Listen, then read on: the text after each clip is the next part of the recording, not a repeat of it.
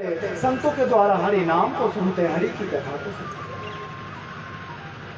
अब तो ये मन धीरे धीरे विषय विकारों से अलग होने लगा और भगवान की ओर बढ़ने लगा।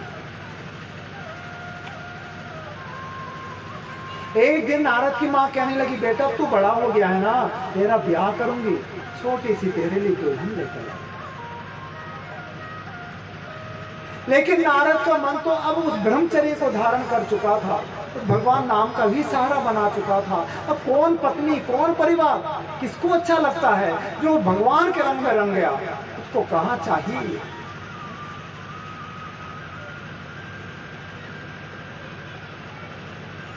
देखा नारद ने, नारद भगवान को हाथ जोड़ने लगा, नाथ ऐसी कृपा करो कि मेरी माँ दोबारा शादी का नाम नहीं ले, ये भूल जाए शादी का नाम लेना। और ऐसा योग हुआ।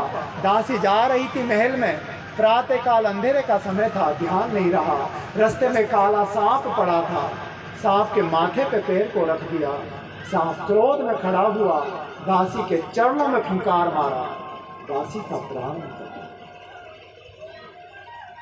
नारद को पता लगा मेरी मां मर गई, बड़ा राजी हुआ। अब बताओ, किसी को पता लगे कि मां मर गई तो राजी होते हैं क्या? आजकल तो होते हैं, माँ बाप मर जाए तो राजी, चलो डोकरा डोकरी गुड़ के माल अपना। लेकिन नारद आज की संतान नहीं है भाई, ये तो सतयुग की संतान है। तो फिर भी नारद प्रसन्न क्यों हुए? नारद विचार करते हैं, देखो भगवान ने कितनी कृपा करी। अगर आज मेरी माँ मरती नहीं ना तो ये मुझे शादी के बंधन में बांध देती और मेरी भक्ति को खत्म कर देती, मुझे संसार गृहस्थी में बांध देती। पर अब माँ ही नहीं रही तो कौन गृहस्थी में पटकेगा? सब कुछ त्याग दिया और हरि नाम का स्मरण करते हुए चले गए जंगल में। श्रीमन नारायण नारायण नारायण, श्रीमन नारायण नारायण नारायण, हरि नारायण नारायण नारायण, श्रीमन नारायण नारायण नारायण, लक्ष्मी नारायण नारायण नारायण, लक्ष्मी नारायण नारायण नारायण, ओ सत्य नारायण नारायण नारायण, सत्यनारायण नारायण नारायण। उसी नारायण नारायण शब्द को जप करते करते जंगल में चले गए, अन्न जल आदि को त्याग दिया और उसी नारायण का चिंतन करते करते शरीर को त्याग दिया। लेकिन अंत समय नारायण का सुमिरन करके मरा, इसलिए अगला जन्म क्या बने का स्वयं ब्रह्मा का पुत्र बनकर जन्म लेना पड़ा। अब देखो नाम की शक्ति, एक दासी का पुत्र स्वयं ब्रह्मा का पुत्र बन गया, किसके कारण? एक भगवान के नाम के भजन के।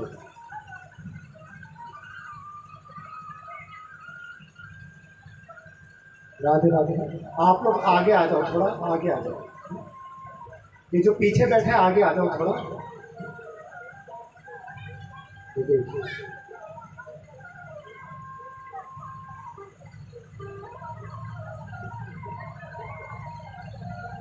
आज नारद कहते हैं, व्यास जी उसी नाम सुमिरन के कारण मैं ब्रह्मा पुत्र बनकर आया, तो सुख कहाँ है? का सुख केवल भगवान के नाम चिंतन में है। आपने इतनी कथाएं लिखी पर कहीं भी भगवान के प्रेम रूपी स्वरूप का वर्णन नहीं किया। अब आप भगवान के प्रेम रूपी स्वरूप का वर्णन करें।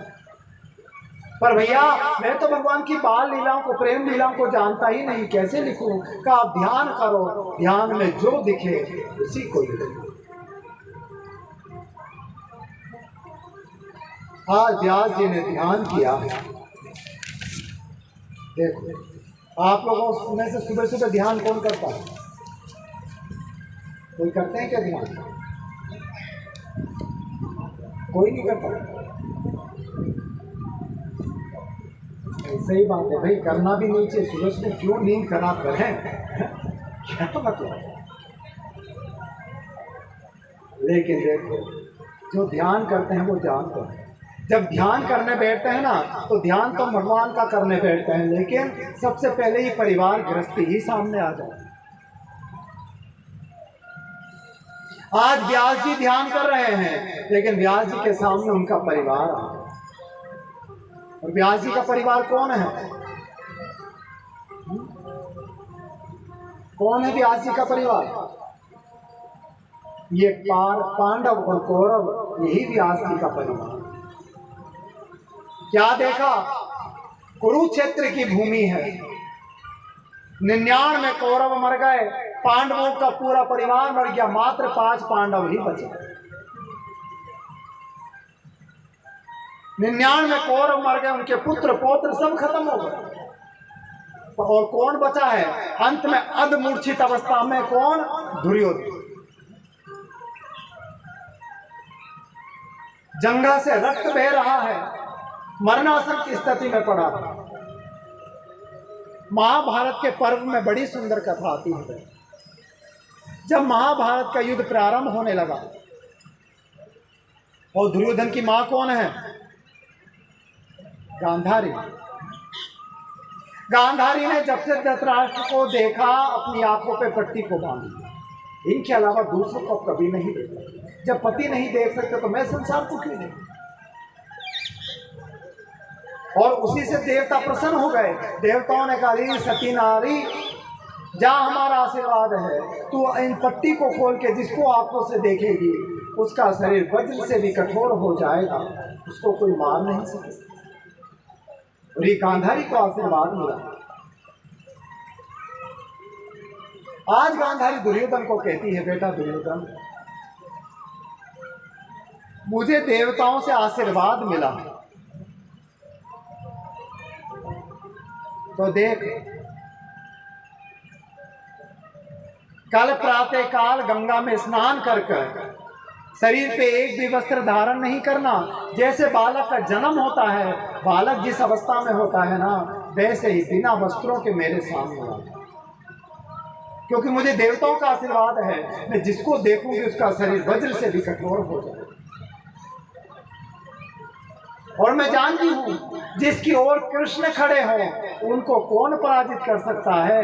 हार तो तेरी ही होगी, ये निश्चित है, पर मैं ये नहीं चाहती कि मेरे सामने मेरे 100 पुत्र मर जाएं, कम से कम एक बालक हमारा अंतिम संस्कार के लिए बच जाए, इसलिए मैं तुझे मरने नहीं देना चाहता।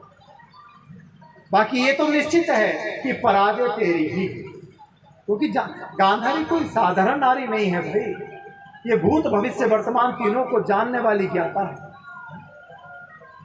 जानती है मेरे पुत्र हार जाएंगे, एक नहीं बचेगा, लेकिन ये सांसारिक मोह है ना कि बस एक बचे। दुर्योधन ने स्वीकार किया। प्रातःकाल हुआ, गंगा में स्नान करके आने लगे। इधर बुला दुर्योधन को रही है और चिंता भगवान कृष्ण को। भगवान कृष्ण विचार करने लगे, यदि गांधारी ने इसको देख लिया और कठोर वज्र से भी कठोर हो गया तो इसको कोई नहीं मार पाएगा, और दुर्योधन और 5 पांडव हार जाएंगे। और मैं भी नहीं मार सकता, क्यों? यदि मैंने मार दिया तो भगत को दिया हुआ वचन झूठा हो जाए। क्यों ना ऐसा काम करूं कि वचन भी पूरा हो और ये भी मर जाए। इसीलिए तो कृष्ण का एक नाम है लीलाधारी। भगवान साम दाम दंड भेद, जिस क्रिया से काम निकल सकता हो निकाल ले। राम जी ऐसा नहीं करते थे, इसलिए राम जी के नाम के आगे कभी लीलाधारी नहीं आया। राम जी के नाम के आगे हमेशा मर्यादा पुरुषोत्तम आता है, और कृष्ण के नाम के आगे हमेशा लीलाधारी आया। कृष्ण लीला करने में चतुर हैं और राम मर्यादा बांधने में चतुर। नहीं तो ऐसा भी कोई आदमी होगा क्या? तुम थोड़ा दिमाग से विचार करो, जिसकी लुगाई को लेके चला गया और जब भगवान रामेश्वर की स्थापना की तो लुगाई के ले जाने वाले शत्रु को बुला के पूजा कर रहा है। इतनी भी कोई मर्यादा, इतनी भी मर्यादा। और रावण की मर्यादा देखो, वो भी जानकी को लेकर आ गए। उस समय मर्यादा थी लोगों में, आजकल जैसी मर्यादा कहाँ है? रावण जाने लगा, राम जी ने कहा महाराज अकेले कहाँ जा रहे हो, ये जानकी को लेके आए थे वापस लेके जाओ। आप ब्राह्मण बन के आए हो, ये मेरी पत्नी बनकर आई है, अभी आप मेरे शत्रु नहीं ब्राह्मण हो, इसीलिए आप अपनी अमानत वापस लेके जाओ। क्योंकि जानकी को लेकर आप नहीं गए, जानकी को लेकर तो वो दुष्ट रावण गया है, आप तो विप्र हैं, ब्राह्मण हैं। ये किसकी मर्यादा बोल रही है, ये राम की मर्यादा बोल रही है। और यहां भगवान को रावण ने वंदन किया, महाराज आप यजमान हो गए, और अकेला यजमान पूजा में बैठे तो पूजा पूर्ण नहीं होती, स्त्री का होना जरूरी है, और आपकी स्त्री को तो मैं लेके चला गया, इसीलिए भगवान की पूजा में विघ्न नहीं आए, इसीलिए मैं आपकी जानकी को लेकर आया। ऐसी मर्यादा। राम जी चाहते तो रावण को चारों ओर से घेर के जानकी को रख सकते थे, पर ऐसा नहीं था। इसलिए राम को कहा गया कौन है मर्यादा पुरुषोत्तम, और कृष्ण कौन है, ये मर्यादा पुरुषोत्तम नहीं है, ये लीलाधारी, ये लीला करने में चतुर है। आज भगवान कृष्ण पहुंच गए कहां, दुर्योधन के पास। अरे दुर्योधन, आज तुझे कैसा बचपना छूट रहा है, बिना कपड़ों के घूम रहा है। महाराज माँ का आदेश है, शरीर पे कपड़ा नहीं पहन सकता। अरे क्या कहा गांधारी ने, कहा कि पूरा वस्त्र उतार कर जैसे बालक का जन्म होता है दिगंबर मेरे सामने आओ। कृष्ण कहने लगे दुर्योधन तुझे लज्जा नहीं आ रही, अरे यहाँ पे तेरे छोटे भाई पुत्र पौत्र सब हैं, यहाँ तक कि उनकी पत्नियां भी यहाँ शिविर में ठहरी हुई है, कोई तुझे इस अवस्था में देखेगी तो क्या सोचेगी, कहाँ है तेरी मर्यादा। गांधारी ने तुझे कपड़ा पहनने से मना किया है ना, तो तू थोड़ी तो मर्यादा रख, कपड़ा मत पहन पर कमर से लेके जंगा तक पत्तों को ही बांध ले, कम से कम मर्यादा तो है।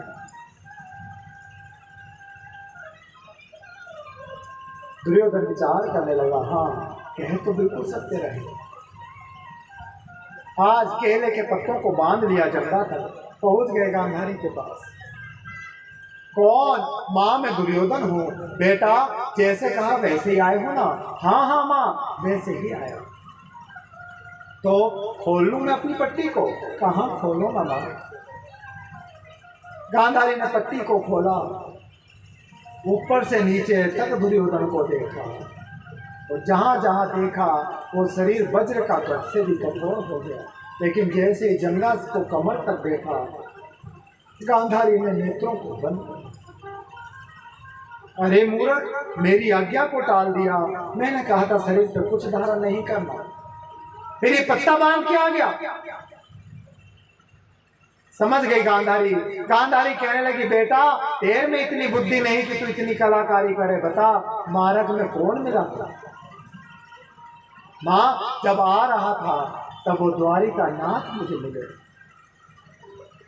गांधारी बड़े क्रोध में आई, अरे द्वारिका नाथ तुम मेरे इष्ट देवता हो और तुमने मुझसे ही कपट किया। मैं तो चाहती थी कि मेरे 99 पुत्र मर जाए कोई बात नहीं, पर एक जीवित रह जाए, तुमने उसको भी मारने की तैयारी कर ली। तो जाओ, मेरा भी श्राप है, जैसे मेरी आंखों के सामने मेरा पूरा कुल विनाश हो रहा है। कृष्णा तेरे आंखों के सामने तेरे 56 करोड़ ये जो वंशी नष्ट हो जाएंगे, तू एक को भी नहीं बचा पाएगा, ये मेरा श्राप है। आज भक्त ने भगवान को श्राप दिया। अब देखो कृष्ण चाहते तो श्राप को काट सकते थे, पर भगवान ने काटा नहीं। क्यों? क्योंकि भगवान अपने भक्तों के वचन को अपने से भी सर्वोपरि मानते।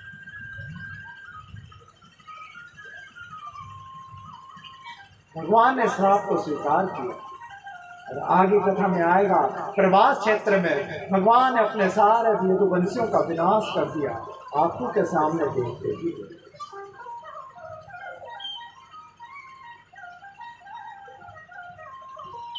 और ये कौन देख रहा है? ये सब व्यास जी देख रहे हैं। युद्ध हुआ, भीम ने जंघा पे प्रहार किया, अधमूर्छित करके छोड़ दिया। आज रात्रि का समय हुआ, अश्वत्थामा आया है। अश्वत्थामा कौन है? कौन है अश्वत्थामा? नाम नहीं सुना क्या कभी? हाँ? अश्वत्थामा का नाम सुना कि नहीं सुना? कौन था अश्वत्थामा?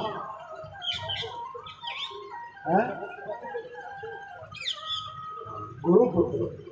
कौन से गुरु के? दो गुरु थे इनके। कौन? एक कृपाचार्य, एक द्रोणाचार्य। तो ये किसके पुत्र हैं? का द्रोणाचार्य के। अश्वत्थामा आ गया रात को, दुर्योधन ये तेरी पराजय तेरे खुद के कारण हुई है। क्यों? मैंने तुझे कहा था तू मुझे अपना सेनापति बना दे, और तूने मुझे नहीं बनाया, और उस सूत पुत्र कर्ण को सेनापति बना दिया। तो आज मुझे सेनापति बनाता ना तो मैं तुझे पराजय नहीं तेरी जीत होती। क्यों? क्योंकि मैं अमर हूं, मुझे कोई मार नहीं। और जब तक सेनापति नहीं मरता तब तक राजा की पराजय कैसे हो सकती? पर तूने मुझे नहीं बनाया सेनापति, और उसका परिणाम कि आज तू मरने की गद्दी पे पड़ा। दुर्योधन कहना का तो अब कौन सी देर हो गई, अब बना दो। रक्त निकल रहा था शरीर से, उसी रक्त से माथे पे तिलक की। जाओ पांचों पांडवों को मार के मेरे सामने लेकर आओ। इधर भगवान कृष्ण को पता लगा पांडवों को मारने अश्वत्थामा आ रहे हैं। पांचों पांडवों को लेकर गंगा के किनारे चले गए। पांचों पांडव के पुत्र थे। अपनी माँ द्रौपदी के पास आके सो गए। माँ, आज हम आपके पास ही विश्राम करना चाहते हैं। द्रौपदी के पुत्र कितने हैं? 5 पुत्र। एक से एक पुत्र को प्राप्त किया। देखो,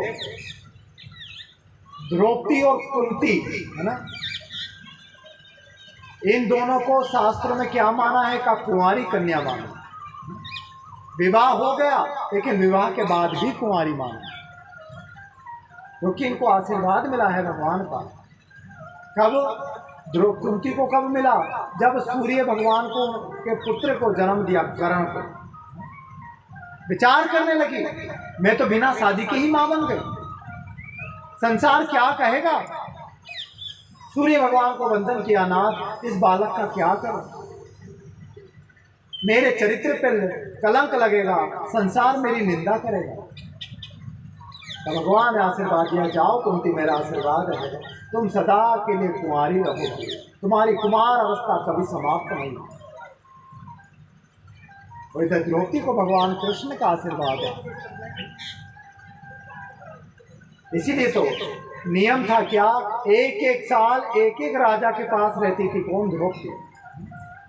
और जैसे ही 1 साल बीतता द्रौपदी को वापस कुंवारापन आ जाता और फिर दूसरे राजा के पास मुक्ति कर लिया। महाभारत में तो बड़ी लंबी चौड़ी कथा दिया है द्रौपदी के चरित्र। तो आज यही द्रौपदी, तो देखो अश्वत्थामा द्रौपदी के पुत्र उसके पास में आके विश्राम करने लगे। अश्वत्थामा आया पर कमरे में अंधेरा था, देख नहीं पाया। पांचों को सोता हुआ देखा, विचार करने लगा ये पांचों पांडव ही सो रहे होंगे। और देखते ही देखते तलवार से पांचों के मस्तक को काटा, चद्दर से ढका, ले जाके दुर्योधन के सामने रखा। देख दुर्योधन, मैंने अपने वचन को निभाया, पांचों पांडवों को मैंने मार दिया। दुर्योधन कहने लगा मुझे पांचों से कोई लेना देना नहीं, मेरा तो शत्रु बस एक है। कौन? भीम। मुझे भीम का मस्तक हाथ में दे। भीम का पुत्र था, भीम के पुत्र के मस्तक को हाथ में दिया। दुर्योधन ने जैसे ही मस्तक को पकड़ा, मस्तक के टुकड़े टुकड़े। समझ गया दुर्योधन ये भीम नहीं है। चद्दर हटा के देखा, पांडव नहीं, पांडव के पुत्र मरे हुए हैं। बड़ा दुख हुआ दुर्योधन को, और उसी दुख के कारण प्राणों को त्याग। आज व्यास जी देख रहे हैं, अनेक प्रकार की लीलाओं को व्यास जी ध्यान में देखते हैं और उसी लीलाओं को एक पुस्तक के रूप में लिख रहे हैं। और यहीं से ये भागवत को लिखना प्रारंभ किया है किसने? वेद व्यास जी महाराज।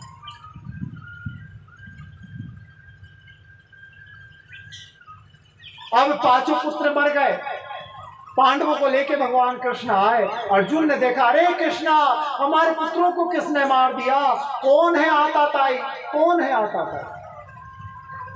आताताई किसे कहा है? का 5 प्रकार के 6 प्रकार के कर्म जो करता है, किसी को जहर दे के मार दे, सोते हुए को मार दे, बुरी कामना से शस्त्रों को धारण करे, किसी की स्त्री खेत को छीन ले, किसी की धन संपदा को छीन ले, उन 6 अपराधियों को आताताई कहा जाता है।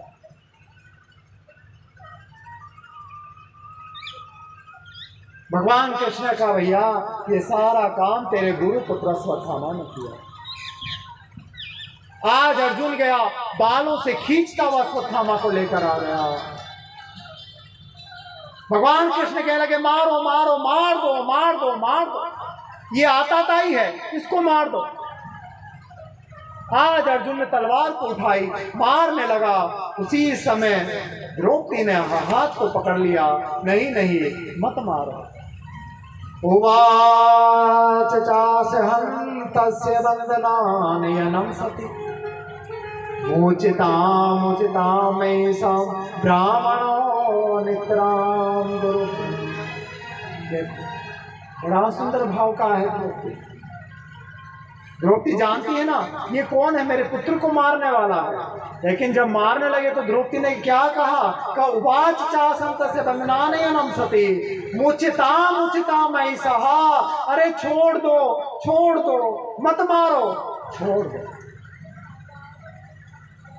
अर्जुन कहने लगा, द्रौपदी पागल हो गई, इसने तेरे पुत्र को मारा और तू अपने ही पुत्र के शत्रु को बचाना चाहती है, उसके लिए कह रही है छोड़ दो।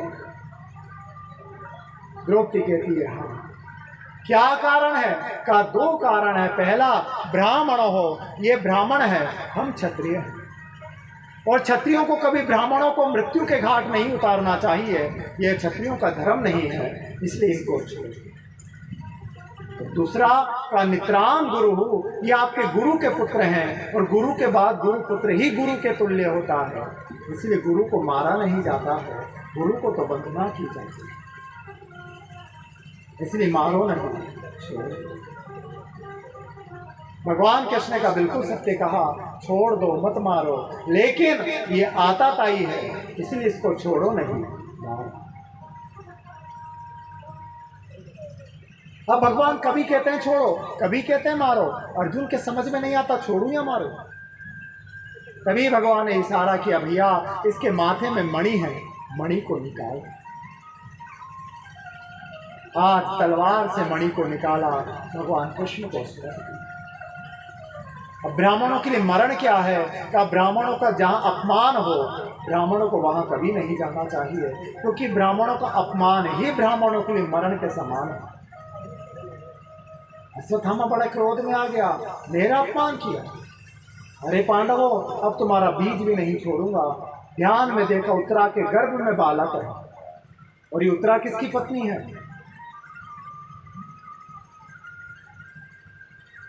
उत्तरा किसकी पत्नी है? अभिमन्यु। ये अभिमन्यु किसका पुत्र है? अर्जुन और उत्तरा महारानी। और ये उत्तरा किसकी बहू है? हाँ, ये उत्तरा किसकी बहू है? अर्जुन की। सही है। देखो, अभिमन्यु उत्तरा नाम की तो कोई थी ही नहीं भाई। ये अभिमन्यु किसका पुत्र है? का सुभद्रा माता। और ये सुभद्रा कौन है? ये अर्जुन की पत्नी है, भगवान कृष्ण की प्रिय बहन है, जिनका मंदिर आज भी जगन्नाथ भगवान के साथ विराजमान है। कौन सुभद्रा के पुत्र कौन? ये अभिमन्यु। गर्भ में ही चक्रव्यूह को अंदर जाना सीख गए। एक दिन माँ सुभद्रा कहने लगी, प्राणनाथ आप चक्रव्यूह में जाना और अब निकलना जानते हो, मुझे भी तो बताओ अंदर कैसे जाया जाता है। आज अर्जुन सिखा रहे हैं सुभद्रा माता को। सुभद्रा ध्यान से सुन रही है। अर्जुन ने अंदर जाना सिखाया, पर जैसे ही बाहर निकलना सिखाने लगे, माँ सुभद्रा को नींद आ गई। गर्भ में बालक था, गर्भ का बालक भी सो गया। इसीलिए कहते हैं ना, स्त्री यदि गर्भावस्था में हो तो क्या करना चाहिए? क्या स्त्रियों को भगवान की कथा सत्संग को सुनना चाहिए, अच्छी अच्छी बातों को सुनना चाहिए, धर्म आदि की बातों को सुनना चाहिए, भगवान का पूजन विधि को सुनना चाहिए, करना चाहिए। इससे क्या होता है कि गर्भ के बालक में संस्कार आ, क्योंकि बालक जो कर्म करता है ना, बालक माँ जो कर्म करती है बालक वो ही सीखता है। तभी तो आजकल तुम्हारा बच्चा भी यूट्यूबर जैसा हो गया। तुम लोगों के पास काम क्या है? यही तो काम है, फेसबुक चलाओगे, यूट्यूब देखोगे, फिर छोरा भी यूट्यूब जैसा ही निकलता है। इसीलिए हमेशा पवित्र ज्ञान को लो। पहले की जब तो बड़ी माता बूढ़ी क्या करती थी ना, गर्भावस्था में क्या करो का भगवान की कथा को सुनो। क्या होगा का गर्भ का बालक संस्कार को सीखेगा। सुभद्रा के पेट में रह के चक्रव्यूह में जाना सीख गया।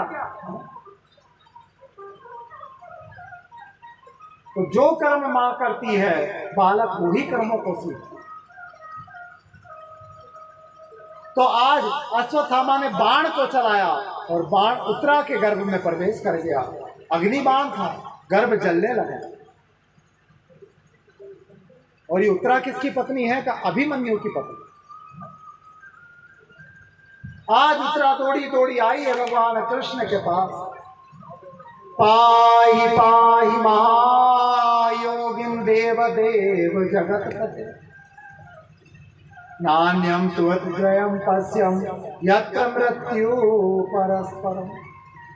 पाहि पाहि, रक्षा करो, रक्षा करो नाथ, मेरी रक्षा करो।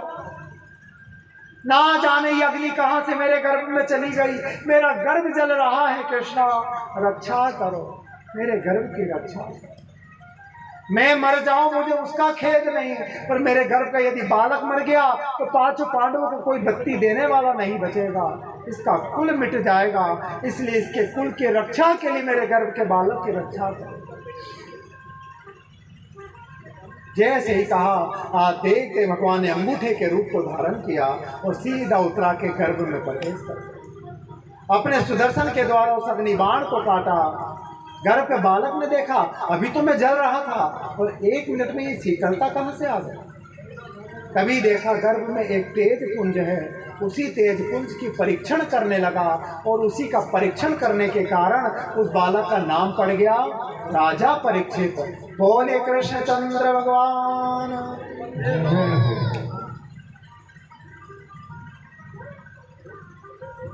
आज भगवान कृष्ण जाने लगे कहाँ?